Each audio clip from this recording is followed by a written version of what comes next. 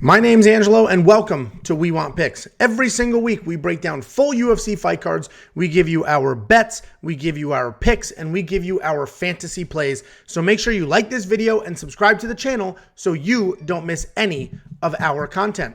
And this video is brought to you by BETU Play to Earn. It is the world's first play to earn sports and esports betting game. Check it out now at betuearn.com. That's bet, the letter U, earn.com.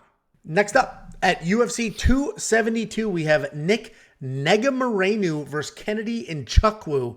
And I made these graphics, and fitting these two names on the YouTube thumbnail was not an easy thing to do. But Negumereanu is 11-1 overall. He's 4-1 in his last five. And he's fighting Kennedy Nzechukwu, who is 9-2 overall, 3-2 in his last five. And he's coming off that loss to Da Un Jung, where he was just blasted with some incredible elbows.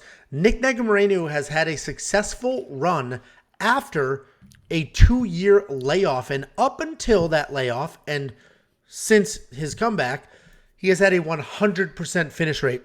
And his only loss was a decision. He's a striker who's incredibly durable. He throws everything crazy and with bad intentions. He pressures forward. He does throw mostly looping shots, and he just stands right smack in front of you. He relies on his chin quite a bit and his power, but he has both. He does have a backup plan, though, if he's on the wrong side of some of those exchanges, which are sort of just forced muscle takedowns, but he does get them. They're not clean, but he's so tough. He's so strong. He can force his opponents to the ground. He showed incredible heart in his decision win against Camer and that knockout power in that KO against Villanueva. Kennedy Nzechukwu, I've called him the comeback kid. We've seen him on more than one occasion, like against Ulberg, like against Marquez, where he was well on his way to losing before he finally lands that one big punch to turn the tables. He's very long. He's got a ton of power. He's got solid takedown defense at 80%, and he's never out of a fight. He can be gun shy, though. So he's like, doesn't throw when he should, and then that's how he starts to fall behind on those rounds, losing minutes, losing rounds, about to lose fights, and then he somehow pulls it off. Kennedy's the favorite here, and that actually surprised me because, yes, he's got a couple solid wins in the UFC, and if all you do is go to Tapology and look at people's records, you'll see those wins. Oh, he beat Ulberg. He beat Marquez. But in the Ulberg fight, he was getting dominated with the striking, and then Ulberg was exhausted. And the Marquez fight, he was dominated with the grappling. And Marquez is now cut. And my point is, we've seen Nzechukwu losing in every aspect of MMA, including just being knocked out. I am shocked he's the favorite here. Absolutely shocked. I love Nick Negumereanu in this fight. He obviously needs to be worried about the power of Kennedy Nzechukwu, but I just like Nick here. He's got a chin. He's gritty. He's dirty. He'll come forward. And I don't see him folding or breaking the same as, some of Kennedy's last opponents did. And we just saw Kennedy get knocked out stupid with some of those elbows. What do you think, Jakey boy? Yeah, that last fight against Da Un Jung was kind of funny because it started, like, as you mentioned, as the last two fights that he just fought. So it's almost like, oh, here we go again. He's going to get beat on and then come back and win. And then he just never came back. It was like he was waiting almost for himself to come. It was very, very weird the way he just kind of folded those elbows through the guard and everything. But yeah, I saw the same thing. I broke down this fight. And I'm like, oh, yeah, Nick is definitely the play. And I was looking at the odds. I'm like, holy cow. So I'm probably going to put some action on Nick. I did already put a 3-unit bet at minus 175 that this fight does not go the distance. Because I think one of these guys, I think if Nick gets a fight to the ground, I think that's his path to victory, right? I think he can definitely probably win the strike.